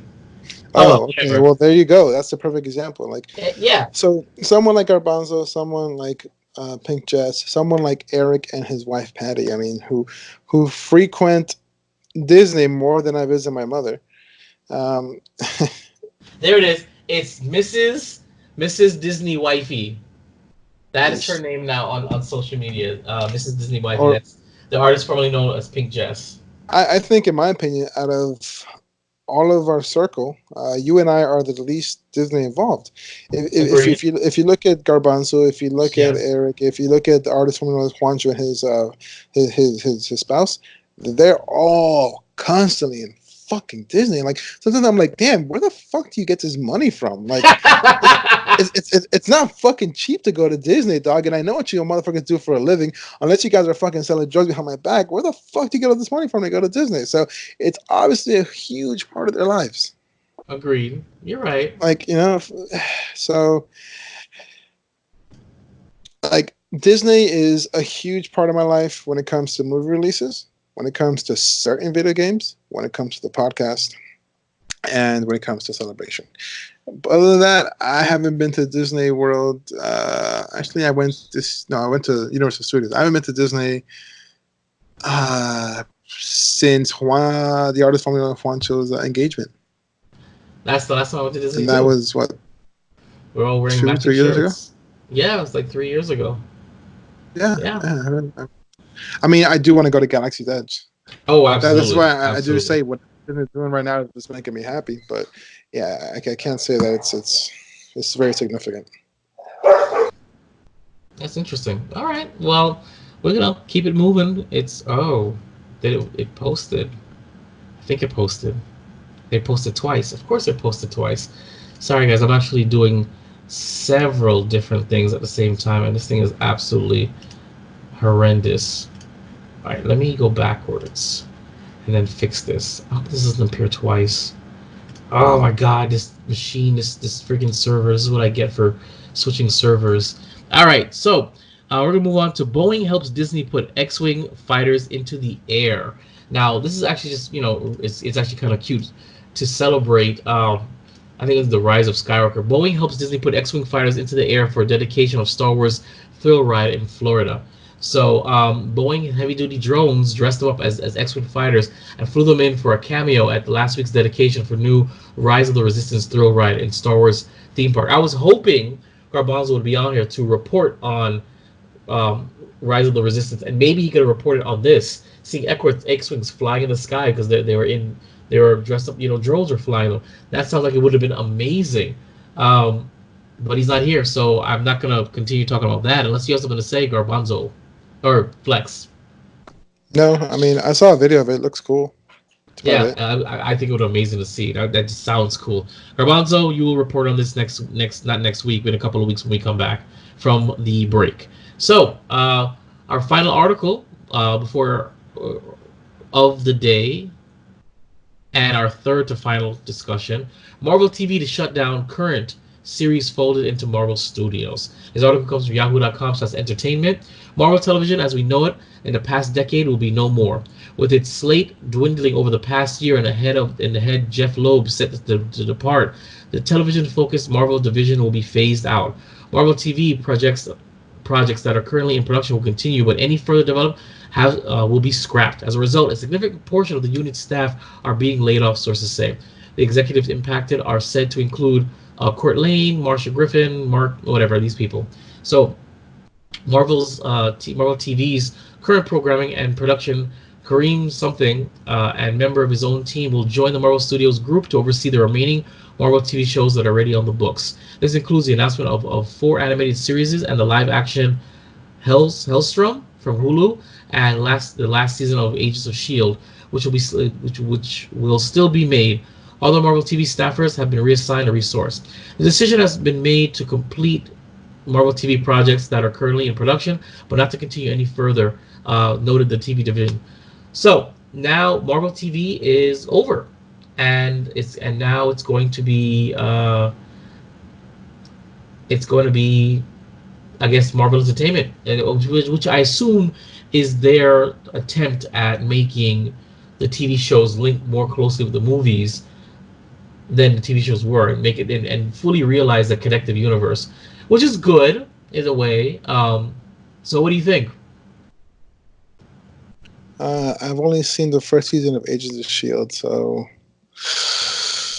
have I seen Marvel TV shows? I keep telling you, it's got better. Well, the Netflix shows were Marvel TV shows. That was Marvel TV. I know. I just have. Oh, actually, yeah. I mean, I could do without them. I mean, I liked Agents of S.H.I.E.L.D., and especially when it came to the end, it got really good. I loved Agent Carter. That was a great show. I like Cloak and Dagger. I like The Runaways. I watched both of those on Hulu. So I'm just hoping that those the creativity of those shows not being beholden to the Marvel Universe, because as much as the Marvel Universe is great, it stifles creators. It stifles their ability, because if it doesn't follow Marvel's plan, you can't. You're playing in their sandbox, but their sandbox is only yay big. The Marvel TV shows were able to dip their toe in the sand, but could also do their own thing and not have to really worry about playing well with the narrative, because you know what? You acknowledge us, you don't acknowledge us, we're cool. We'll acknowledge you, but we'll keep doing our own thing. So that's my only concern with losing Marvel TV and having it folded into the Marvel Entertainment brand. So that is what I have to say on that. We're moving on to Crisis on Infinite Earths Part 1 through 3. And I told you guys when the CW was bringing out Crisis, I would absolutely discuss it, and the time is now.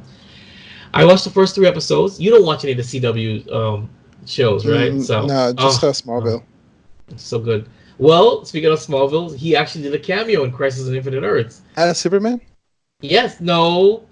As, spoiler alert, a deplowered Clark Kent. So there's a part there's a part in this where the Lex Luthor from the Supergirl series steals the Book of Destiny or the Book of Fate and is jumping between alternate realities, and he jumps into the Smallville reality where he jumps to the Kent farm, and there is Clark Kent, played by Tom Welling, and he's ready to kill him. He's ready to kill him because he's killing all the Supermans and all the realities. And he's like, "You're not Clark Kent." He's like, "Yeah." He's like, "Yeah, I am." He's like, "You're not Lex." He's like, "Yeah, I am." And he goes, "Well, use your power or something." And the guy's like, "No, I don't have to. I got rid of my powers so he can, live a normal life with Lois, actually played by Erica Durant."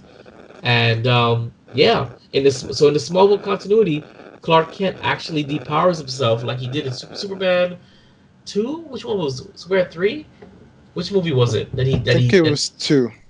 Yeah, he depowers himself. I think it was Superman 2. He depowers himself to be with Lois, and he does it in Smallville. So no, he's not Superman. He's not in the Superman costume. They only have a brief banter, but he chooses not to kill him because he's like, well, there's no fun because you don't have your powers. So when he tries to attack Clark kind of like stops a punch, and he goes, "Huh, still stronger," and kind of just walks away. So, but he was jacked in that episode. But other than that, it was cute. It was great to see his character, but I thought he was going to play more of a pivotal role than just some kind of cameo on some random farm. I literally can't believe they flew him out there just for that. I thought he was going to be dressed up as Superman, but, I guess you can only get so much.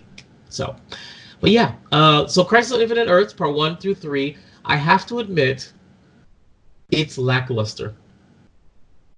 Don't get me wrong. I love the build-up on the Flash and the Arrow. I'm not really watching Supergirl, and I barely watch Batwoman.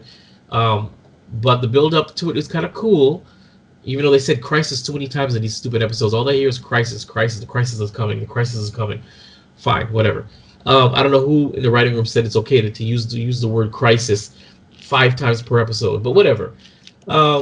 It's cool to see the characters interact. It's cool that Black Lightning was pulled into the world and Black Lightning is crossed over. It's fun to see, what's his name? Oh God, he plays the Atom on Legends of Tomorrow, but he also played Superman. Superman, yeah. Yeah, Brandon Routh. He plays the same Superman from the Superman movie, but Kingdom Come Superman. So he's in the Kingdom Come outfit, and he just everybody died in his world, and he just he was upbeat but depressed. So I like that. But other than that, the story is lackluster. Oliver, spoiler alert, he dies in the first episode, and there's a subplot about bringing him back, and they need him to come back. And but as you can tell from my voice, I'm not as into this crossover as I was previous crossovers. I expected something epic, and what I'm getting is something not so epic. It's just them trying to get these different pieces to stop the Anti-Monitor. They showed the Anti-Monitor finally, and that guy is crazy looking. That was a cool look. The twist on Diggle's wife being the Harbinger, that's cool too. The twist on the new Harrison Wells becoming what is his name? No, what is it? He has to Pariah. Yes, Pariah. That's kind of cool as well. He opened up. He released the Anti-Monitor. Now he's like a pariah. He's stuck watching different. His penance is that he has to watch horrible things happen. But I'm not feeling it. They're jumping between Earths. You see all these different Earths vanish. You see the Earth for Birds of Prey that vanishes. You see a couple of things. They're really weaving in a whole lot of all the DC shows, saying that all the DC shows that existed are all part of the multiverse, which is really cool. It's a really cool idea, but it's lackluster. I'm watching it. I mean, I'm semi-entertained, but when I say I was on my phone most of the time, I was on my phone because there's a lot of talking, a lot of nothing, and a lot of random stuff. What was cool, though, I have to admit, was who's the guy that plays the voice of Batman? What's his name? Bruce Timm? The old dude? Oh, yeah. He plays Batman's voice. His voice. I don't know his name, but I know who you're talking about. Yeah, he plays an older, kerfuffle Bruce Wayne. And this Bruce Wayne actually, he killed Superman in that universe.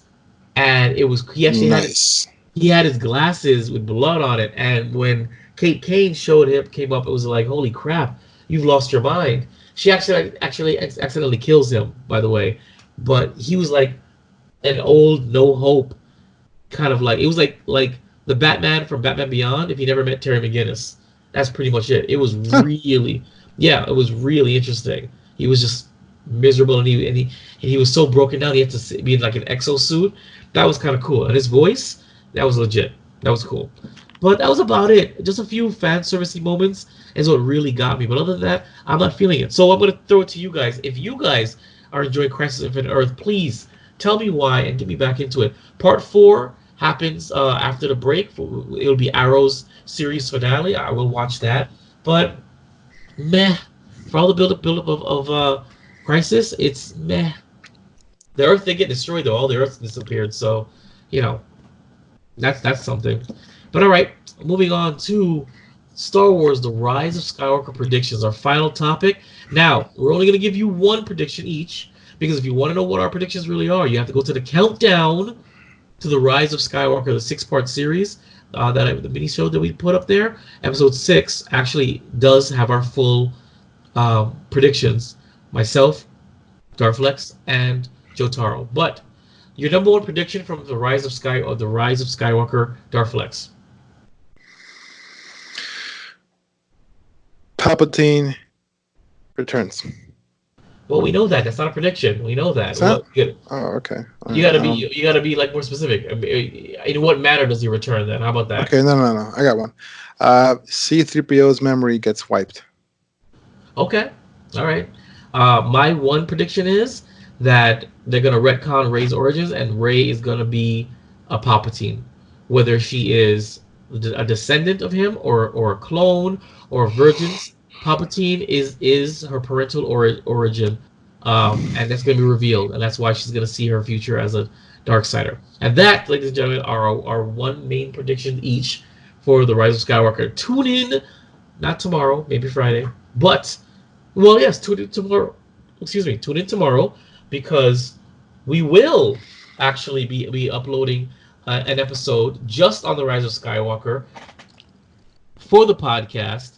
So to give you a quick review and filming our full review. So yes, I will do that for you guys. Tune in tomorrow for our Geek Bros, Darflex, and Vibe present the non-spoiler and spoiler review of Star Wars: Rise of Skywalker tomorrow after we watch it at Boca Raton, iPick, in plush seats with pillows and blankets and gourmet popcorn and one drink each. So, you got it? You good? What are you doing? Oh, yeah. You guys are gonna watch. He's throwing me off. But then we also have now the question of the day before we wrap it up. And this is our new segment. It's a tentative title until I figure out something more clever. If you can be any bad guy from your favorite story, video game, movie, or series, which would it be? What bad shit would you do? What do bad guys do when they're not doing bad guy things? Would you bang the hero's girl? Oh, you're talking about The Boys. Would you? What would your end goal be? All right, so this is your question to us. What you answer first, and because I don't even know if I have an answer. Because it's tough. Because like I always watch it, I'm like, man, like what does this guy do for fun? Does he eat? Does he shit? Does he pee? Does he shower? Does he have a dog? But I guess if I had to pick a bad guy from my favorite, I would probably. You know what? This is actually a good question. Now that I come to think about it. Exactly. Okay, I was thinking about it all day. I couldn't think of anything. I think I might have two. Okay. One would be Sauron, Okay.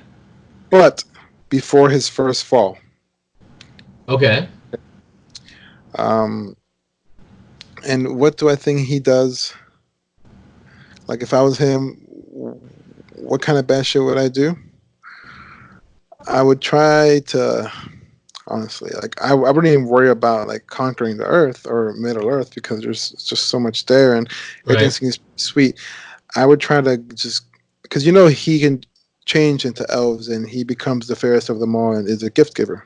Right. I would shift into every perspective race and just go on and bang in all of the women. Okay. By, willingly or by force. Yeah, pretty much. or I would use my powers to, trick them into doing so. I would definitely make a lot of the men watch.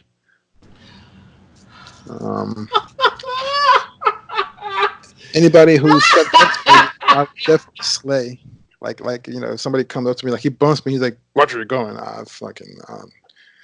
I'll do something bad. I probably wouldn't kill animals except for food. I would steal shit. But I guess I wouldn't have to steal shit if I'm Sauron.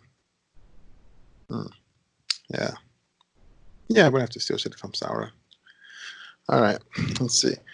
What other question is there? What do bad guys do when they're not doing bad guys things?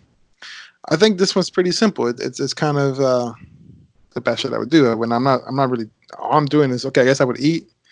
I would go watch plays. There's no TV. Right. I would definitely hang all of them. Just drink ale with the hobbits. Get shit faced with a bunch of midgets. I would get super drunk and start picking up dwarfs, like dwarf chicks. And I'd probably start a lot of rumors.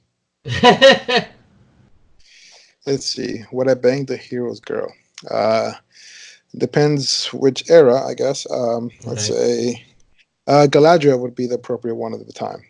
Would I bang Galadriel, which is Celeborn's wife? Galadriel, the fairest of them all, right? Played by God, what's her name? Oh my God! I know her name. I can't. It's like it's at the tip of my tongue, the tip of my penis. But she can definitely. For sure. I'll do it. I'll do it right in Lothlorien, and I'll make Celeborn watch. As a matter of fact, I would embed that memory into the One Ring of Power. So whoever touches that ring, that's the first memory they see.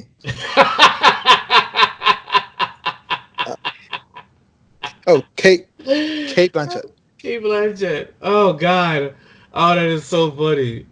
What would my end goal be? Purely gluttony and greed. I mean, I would want to bed all of the creatures of Middle Earth that are female. Who knows? I might get really drunk here and slip a dude a few. Who knows? But preferably an elf, as it's not my preferred sex. It has to be a really good-looking blonde male elf. Okay. My end goal would be just keep doing gangster shit and not get killed. Honestly, I don't really care about domination because, I wonder, okay, these people want to change the world, but okay, once it's changed, I'm sure you have some kind of order. I'm sure you're going to have some kind of society.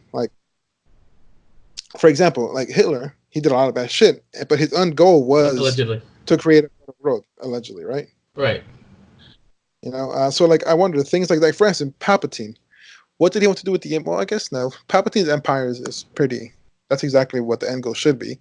He had, government as democracy, or not democracy, but a society. So I mean, I don't understand what Sauron or Morgoth's goal would be. Destroy Middle Earth and just have a bunch of orcs run around.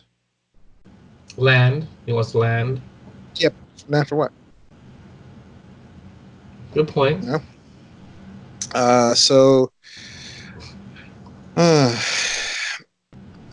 Or remake the world. He'd destroy and remake the world the way but maybe he creation, or maybe he'll. No, that's what it was. See, the reason why there was a argument between the creators, like the what they call it, the Valar and Morgoth or Sauron, is because when they created the Earth, they played a song, and the song was the waters, the song was the grass, the trees. And then Morgoth came and made his own song and made corrupt creatures with his music. And his notes is what created the stuff that you see in Middle Earth that aren't the pretty and fair and so on. So, I mean, I guess make it in his own vision, because the Valar didn't like it. But, still, that vision seems just chaotic. So, I don't know. That's a good question to consider, because, honestly, there has to be some kind of end goal. I mean, just because you think something is bad doesn't mean it's bad for that person doing it, right? So that's a good question.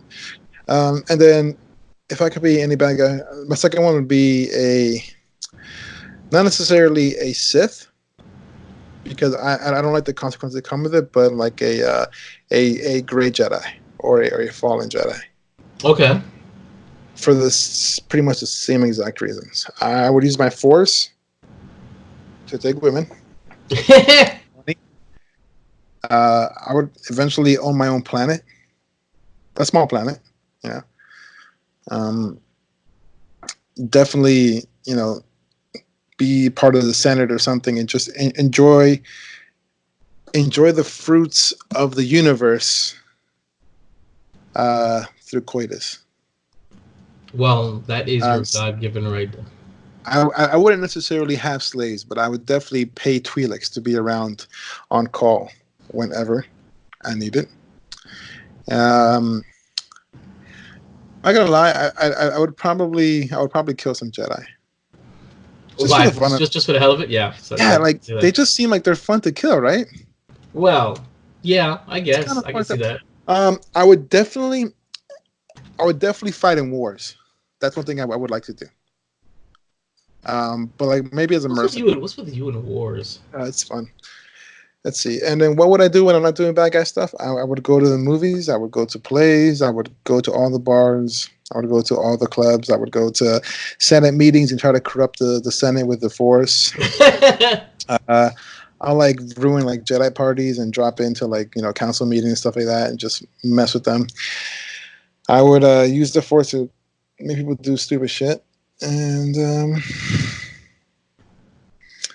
in this one, would you bang the hero's girl? Let's see.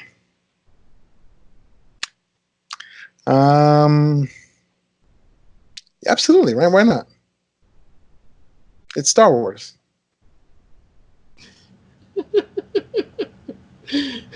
I mean, my girlfriend's looking at me all weird and shit because of what we're talking about. But yeah, I mean, of course, and also same thing, like, because we have technology, right? For sure, it would be all over the HoloNet. True. Yeah, you're Definitely. right. HoloNet porn. Can you imagine? I would make sure Luke Skywalker sees it. I would make sure Han Solo sees it. Let's see. What would my end goal be? Just mass amounts of riches and living the good life. For sure, finding a way to manipulate the midichlorians to extend my life. Yeah, but isn't the problem though that whenever you manipulate the Force strikes back, kind of thing? That's what Plagueis said, or what he believed in the end. He believed that when you mess with the Force or the midichlorians, they strike back at you. So then what I would do is I would do what Darth Bane did and do an essence transfer. Oh. Just find a younger, better looking. Not that it matters, but probably black. Stop it! You're spoiling the Rise of Skywalker. But yeah, that's what I would do. Maybe I'll do 20 years as a woman. Who knows? Oh, that would be interesting. But like a lesbian. Why, you wouldn't take the dick? What a question to ask. Because my mind is still there. Right. Okay, that's what you're saying. That's your scenario. Okay, I mean, I want to get into this, but I want to think more, and longer and harder. That's what she said about this, because I don't want to pick the obvious. I mean, yes, I would pick Star Wars. I'd pick Palpatine because anybody that knows me, knows I love playing Civilizations. Civilizations is building your own civilization and then manipulating world events and sending spies here. I like that kind of crap. So of course, if I pick Palpatine, it'd be because I want to be able to say dance puppets dance, and start shit just randomly. Like I'll be playing Civilizations and it'll be peace, and so I'll say, well, you know what? Let me start amassing an army and let me attack the strongest country just because I can to see if I can win, and that's the kind of thing I do. But I wanna circle back to this because I want to have a really good. I want to have a good. Let's do it when Garbanzo's on as well, and then I can also revisit. So we'll talk about you get the right answer from me, but I want to give you guys a good answer. But what bad guy would you be from your favorite story, video game, movie, or series? Email us, geekbros@yahoo.com. We'd love to hear it and give us your reasons why. What bad shit would you do? What do bad guys do when they're not doing bad things? Would you bang the hero's girl? And what would be your end goal?